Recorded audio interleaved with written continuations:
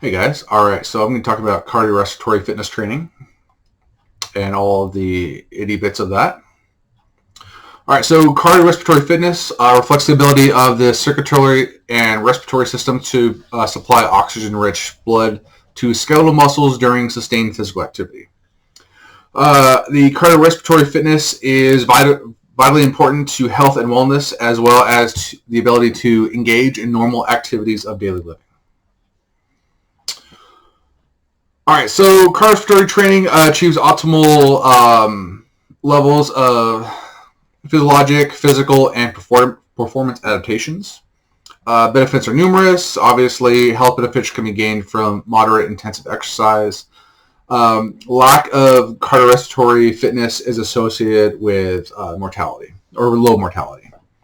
The best thing you can do is cardiorespiratory fitness, honestly. It is the best stuff for overall, for like long-term fitness. For example, cyclists, cycling is considered like the fountain of youth sport. Just because normal cyclists, they just look a little bit younger. I mean, just by looks in general, there's no really scientific fact behind that.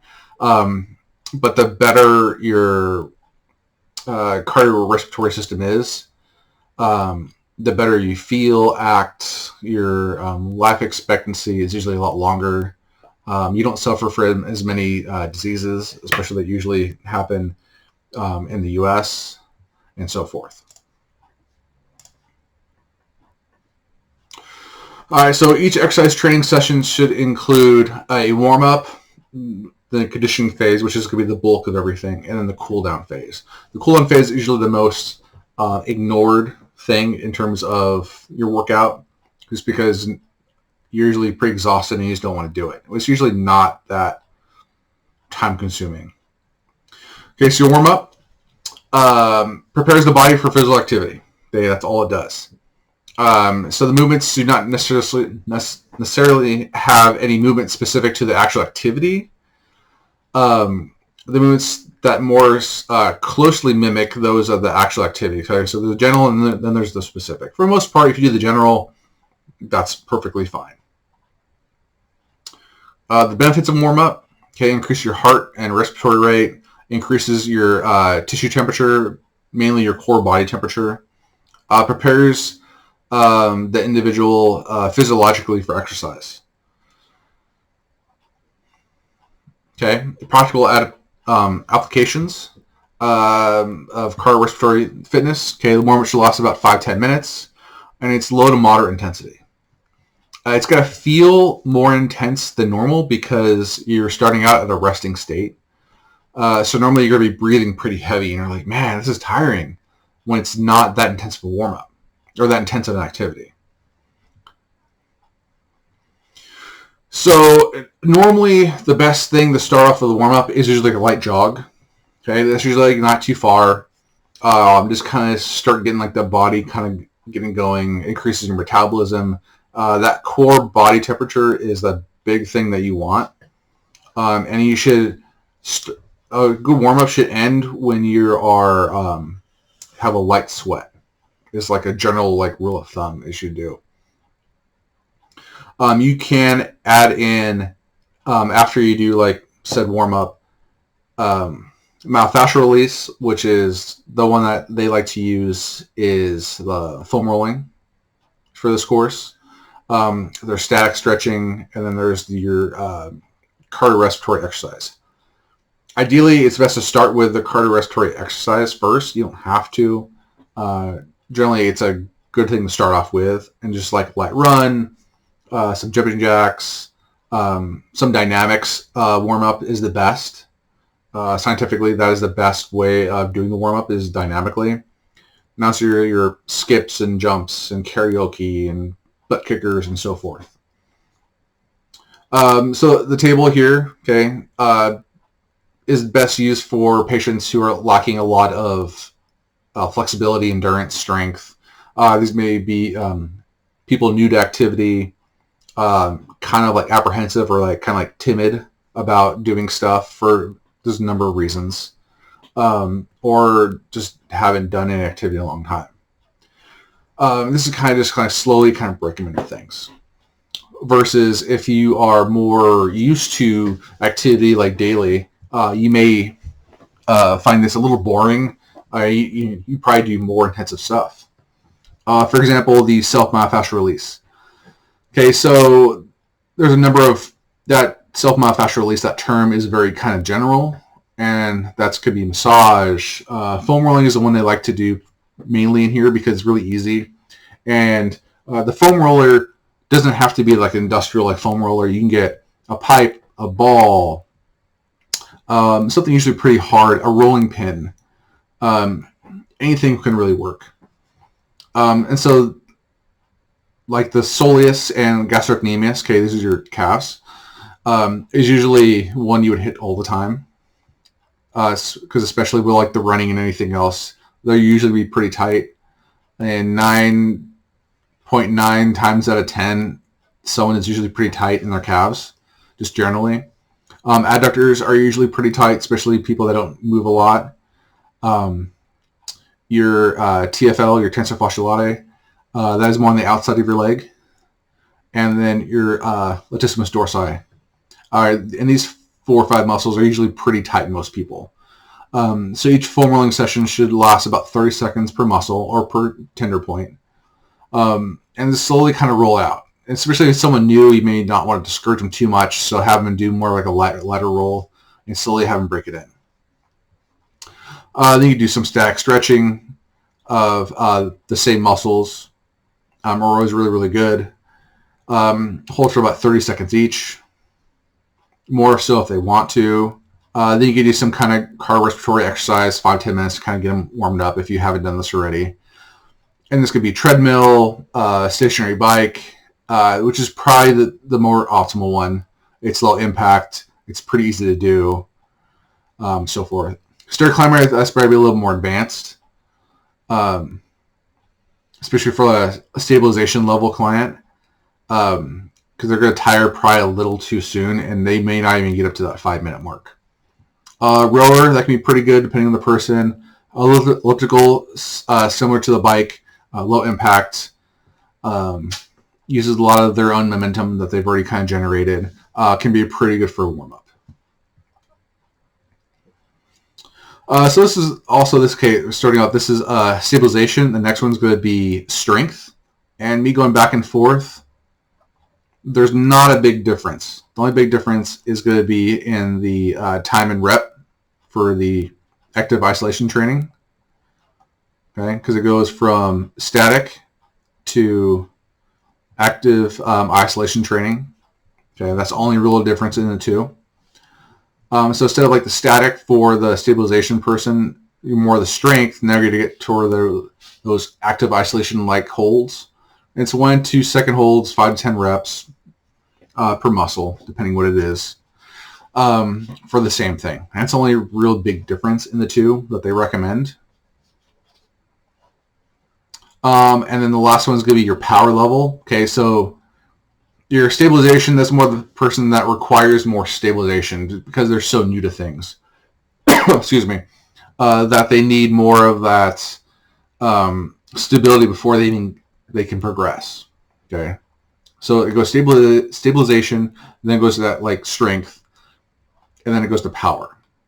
Okay, so power again has the same myofascial release thing. Here's examples there, but it can really apply to any muscle group that's really tight. And that varies a lot depending on a number of different reasons. Then there's dynamic stretch, which is the more optimal way. But maybe someone that's really, really new to like activity and exercise, you may not want to start them off with some of the dynamic stretches until a little bit later on, so once they kind of get in the feel for things. So this is, okay, leg swings, prisoner squats, lunge with rotation, lateral tube walking, medicine ball, lift and chop, single leg squat touchdowns, and the list goes on. Karaoke, butt kickers, high knees, anything can really be in that dynamic stretch. In this module, I also included the Peak and FIFA 11 Plus training programs. Those are more of dynamic stretching warm-ups. programs that are available. They get really, really in depth, especially like the FIFA 11, which is FIFA is more associated with like soccer, or European football, however you want to distinguish it. And it gets very detailed on like how you would set up a field. These are the exercises you would do. These are things you want to avoid. Very good program. They're free to use. It's in here. You can just Google them. So if you're a coach or you want to do a personal training as a career, it's good things to kind of know and save and have under your belt in case you want to change it up. Like, hey, we're just going to do field stuff today. And this is like the warm up. And it kind of breaks it down. All right, these first few weeks is going to be this and then that. And so it shows you even how to progress them. So that's up there for you. Conditioning phase. Okay, so we're done with the warm up. So now we're into the conditioning. So cardiorespiratory fitness is engaged in for a variety of purposes and improvements, or improves many aspects of health, including stronger, more efficient heart, key, improved ability to pump blood. Okay, so it increases your cardiac output, reduces risk of heart disease, lowers risk of heart attack, lowers heart rate at any given level of work. Okay, so I mean, this last one can really be identified as your resting pulse is lower. And that's good because your heart's more efficient. Okay. The cool down phase provides the body with a smooth transition from exercise back to a steady state of rest. So the cool down is not very intensive at all. It's just supposed to really kind of bring your body from this high activity level down to your resting level, which you're pretty much right now. Benefits: removes byproducts in your blood, minimizes muscle soreness a little bit, allows cardiorespiratory systems to respond to lower demands, avoids dizziness and possible fainting. The biggest one of that one is it's called orthostatic dizziness, and that's when you're going from like some really, really high intensity to stopping and like just abruptly not doing anything. What happens is with that one is your lower body, your muscles are like pumps. It's helping pump that blood every time it contracts. And then when it just stops, all that blood just kind of sits down in your lower body and your blood pressure drops. And that's how you usually pass out. So the cool down is very, very important in terms of that. And it can provide an emotional balance after the exercise stress. Okay, the cool down is really, really important, and a lot of people forget about it, and it can be really, really easy. Okay, so practical application. Okay, so for example, an individual performing cardiorespiratory exercise for an extended period of time. Okay, decrease the intensity of the exercise and work at this lower intensity for like 5-10 minutes. Okay. For example, let's say their workout is they're doing, 5 miles, okay, at a certain tempo. And then for the after they're done with their exercise, the next quarter mile or so, half mile, I just want you to just like progressively take the intensity down to like the last 100 yards or so is more of a walk. Okay, just take it down. Other things you could do is after let's say your cool downs, instead of after a cardiorespiratory program, it's after like a strength program. I would recommend go on a light jog.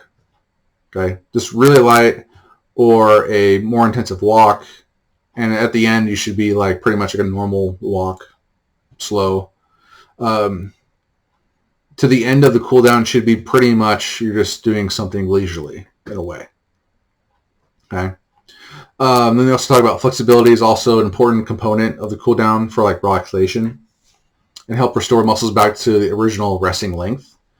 See, from here you can do more foam rolling if you need to, static stretching, but it's really, really important, okay, to not just start stretching after your activity, is to actually do some kind of exercise to kind of bring you back down to that level. Okay, so benefits of cardiorespiratory, mentioned a little bit earlier, can reduce your daily fatigue. You can get more energy. can decrease your anxiety, depression, your risk for coronary artery disease, hypertension, which is your blood pressure, decrease your dependence on insulin. It does have an effect on like cancer, especially long-term wise, and your osteoporosis and obesity. So general guidelines. Okay, so we'll talk a little bit more about the frequency, intensity, time, type, and enjoyment here in the next few slides. But at least 5 days a week, okay, given we haven't do our VO2 max, and we don't have the ability to do that, but you have your max heart rate. Okay, so at least 5 days a week, you should do 55 to 70% of your max heart rate for your intensity. Your time is 150 minutes per week. Okay, so 2.5 hours. Type you can do some moderate intensity aerobic activity. Okay, so a brisk walk, a light bike ride. Okay, and you should try to enjoy it. Okay, do something that's minimal or physical. I don't know what's the best way of saying this. Something you enjoy. Go on a bike ride to Woodward Park. Try and do a bike ride up to the dam. Just go up Friant to the dam. It's not bad. Once you go past the dam, then that gets intense. But down to that little city down by the dam, great, and then back. It's a great exercise, especially if you're on a bike. You could hop on the Woodward Trail for a decent portion of it, or whatever. Okay, the next one, at least 3 days per week. Okay, you're going to have greater than 70% max heart rate, okay, which is 75 minutes per week. And this can be vigorous to intense aerobic activity. Okay, so this is jogging or running.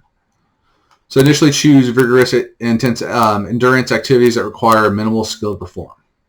Okay, so you pick between at least 5 days a week, 3 days a week, or kind of a combination of 3 to 5 days a week of moderate and vigorous intensity. So any combination of those. So you should get at least one of these per week is ideally what the recommendations are.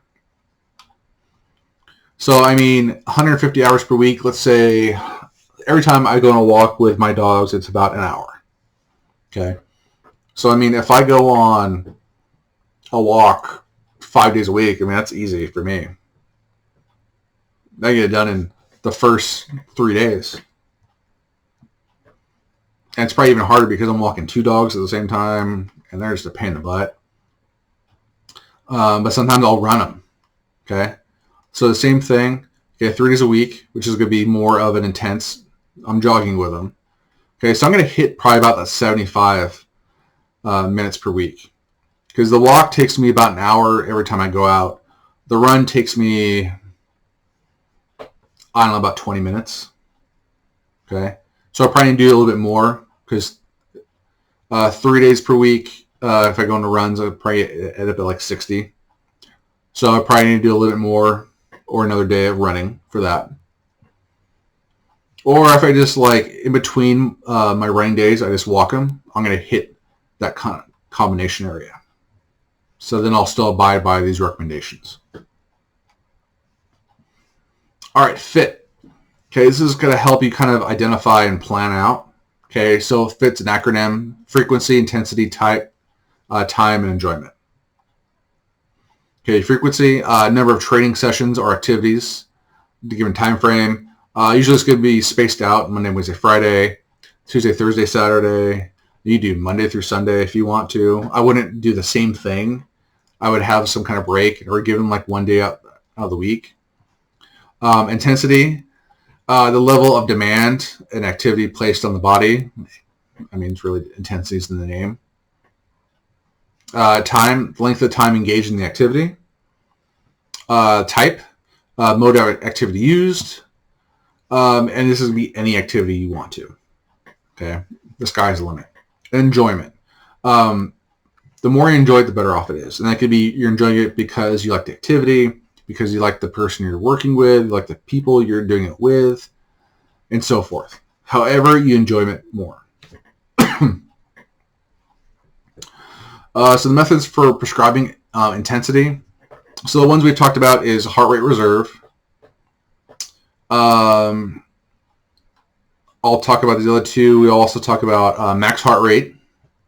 And some of these other ones we don't have the ability to perform unless we go and get tested. So like VO2 max and reserve are a little bit harder to do without the appropriate testing methods, which are usually pretty pricey in itself. Same with like peak metabolic equivalents. So the talk method is literally, can you do the activity and can you talk when you're doing it? Okay. If that's really what it is. The rating of perceived exertion method, it's a rating of 1 to 20. I think it's here in the next few slides. Of just what you perceive, how hard it is, and but that varies depending on the individual. Okay, for some of these, for example, the peak heart rate. Okay, we've identified that previous weeks. Heart rate reserve, you can do that. It's pretty easy. Talk test, ability to speak during activity, can identify exercise intensity and ventilatory thresholds. Okay, if it's pretty intense activity, they usually can't talk during it. Okay, or they got to talk in between breaths or so forth. Whereas if it's a little bit easier, all right, you can have a conversation. Like if you're going on, if you're like power walking, usually you can have a conversation. Versus when you're jogging, it's probably a little bit harder to have a conversation. Relative intensities. Okay, so I mean, here's your percent of heart rate reserves. Okay, so that's a good one that you can follow. Percent heart rate max, that's another good one to follow. And then this one we'll talk about is on the Borg scale right here. This is your perceived, and it's from like 6 to 20. So, I mean, this varies obviously a lot per person. So someone's, let's say they're doing the same workout. Let's say it's the same jog. That's like a mile, for example. Someone's light intensity can be someone's very hard intensity, and so forth. Even if they're in the same shape. It's just whatever their perceived perception of it is. Training method. Okay, so the stage of training. So 3 stages program system that they want you to follow. Uses different heart rate training zones. Okay, so for example, heart rate percentage. Okay, zone 1, 65 to 75%. Zone 2 is 76 to 85%. Zone 3 is 86 to 95%. And you've done these percentages in assignments previously in this course. Rating of perceived exertion. I don't really like to go by that a ton. I'll go by more of the heart rate percentages that you've done. It's a little bit better. And it's more consistent. Simple activities, like zone 1 is going to be walking or jogging. Zone 2 is going to be some kind of group class or like spinning, a little more intensive. And zone 3 is going to be a sprinting. Okay, so stage 1, target heart rate is 65 to 75%, okay, of your heart rate max. Okay, so zone 1 is going to be over in here. Okay, so you're going to be about 30 to 60 minutes is where you want to be. Okay, so your warm-up is going to be more down here. Okay, of your heart rate max. Okay, and then once you actually start doing it, you want to be over in this zone. And that's for stage 1. Stage 2 is more of introducing interval training. Okay, so you have the warm-up,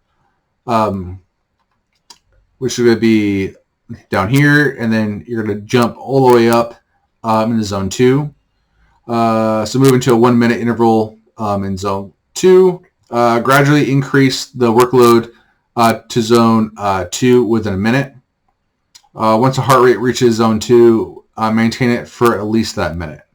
Okay, so your warm up, and then you want to be in this like lactate threshold or zone 2 for about a minute, and then your back down in zone 1 for 3 minutes, and you're back up to zone 2 for another minute, and kind of back and forth.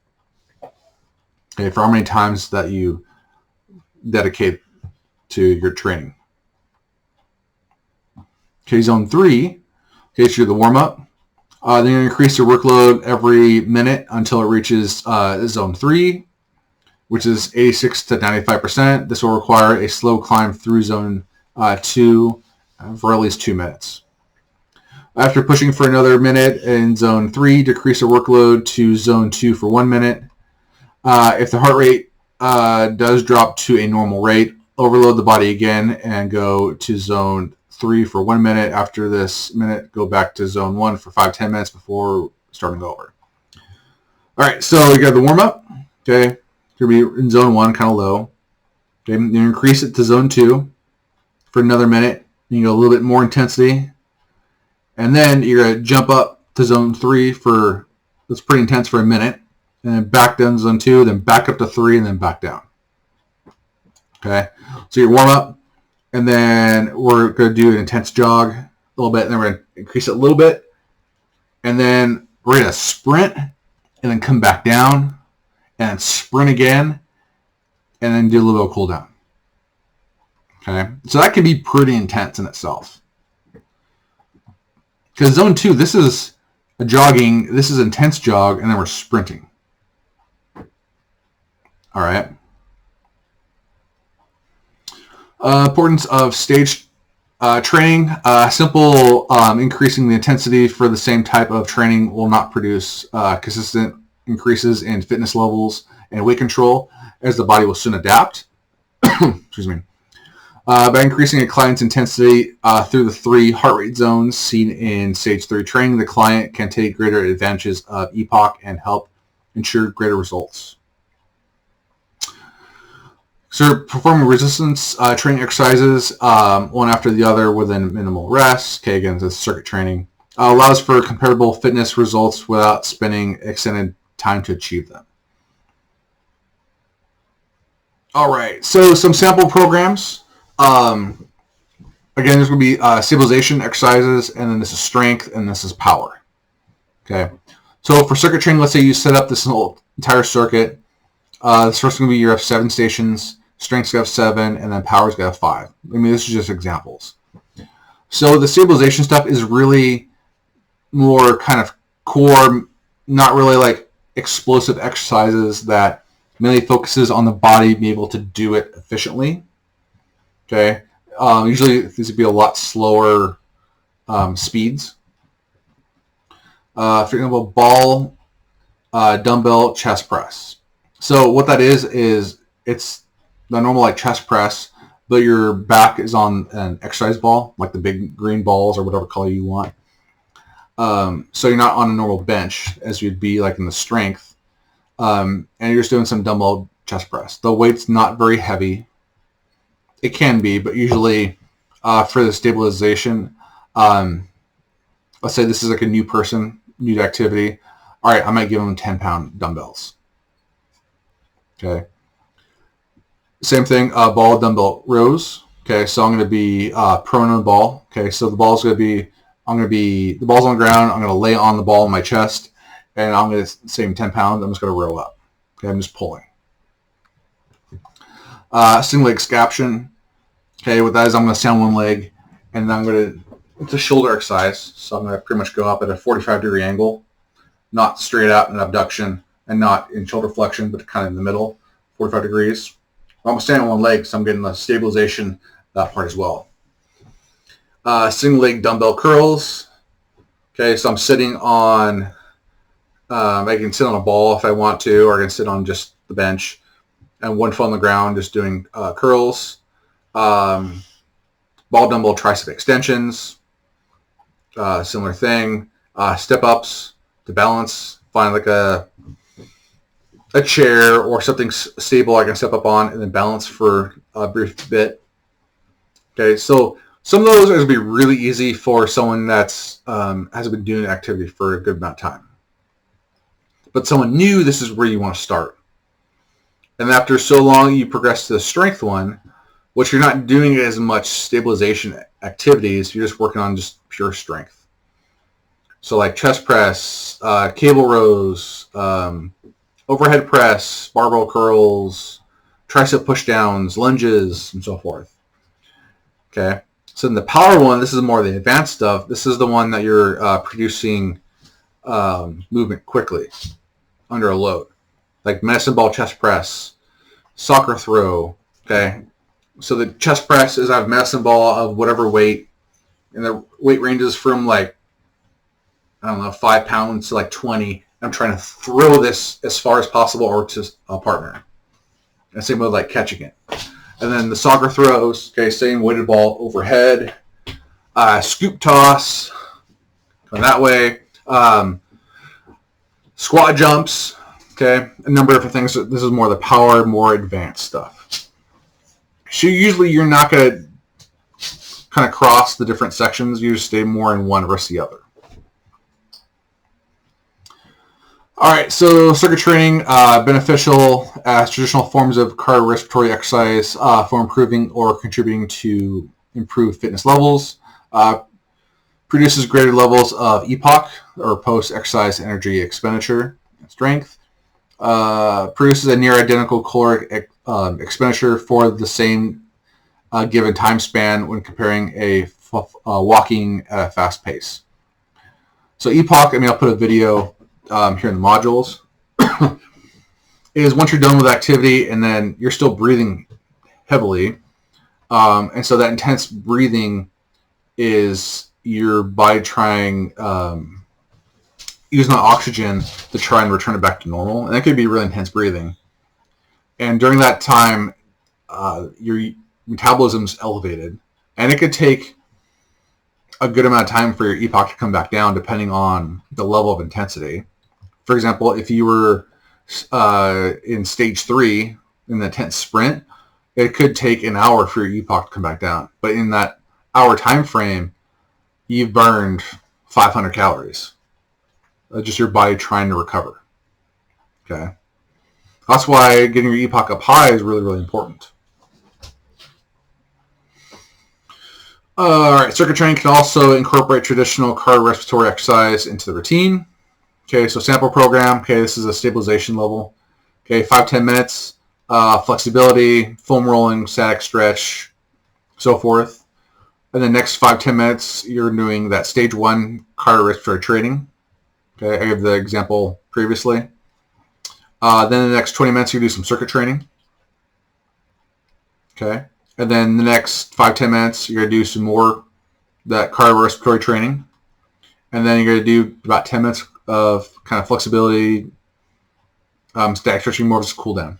Then there's an hour session right there. Ish. Okay, here's that strength level, so the intermediate client. Okay, so there's your warm-up, 5-10 minutes warm-up, 5-10 minutes stage 2. And then you have 15-20 minutes circuit training. And then another 10 minutes more of the cardiorespiratory training, and then 10 minutes cool down. I want to say the stage 2, that's if when I was back in here. So like this is your stage 2. Okay, so like your warm up, and then there's your jog for a minute, and then you're down to a walk for 3 minutes, and then you're jogging pretty good for a minute, and then back down 3 minutes and back up and down. Okay. This is also a form of, back in the day they called it a fart leg training. You probably did this, I don't know, I did it a lot when I was in like high school, like track, to where you'd be on the track and you sprint the straightaways and you walk the curves. Very similar thing. Okay.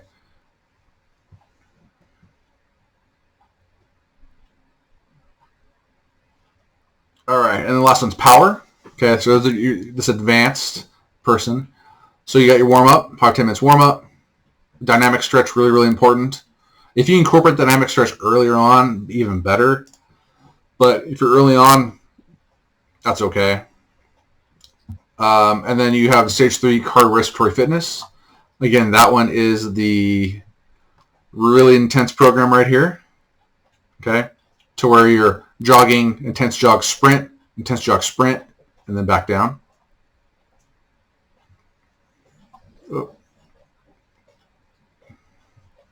And then you'll do 15, 20 minutes of circuit training, and then you'll do that another but now you're stage 2. So you go up to, there's no real sprinting, but that's more of like the sprint the straightaways, walk the curves kind of thing that I talked about previously. And then you got your cool down, more flexibility. You can do foam rolling, sag, stretch, and so forth. Okay, so that's how you'd plan out that. You can also do a lot of the HIIT programs, which I'm going to put in this module a really, really good video on HIIT and like how it came about, a lot of the research behind it, why it's very, very beneficial.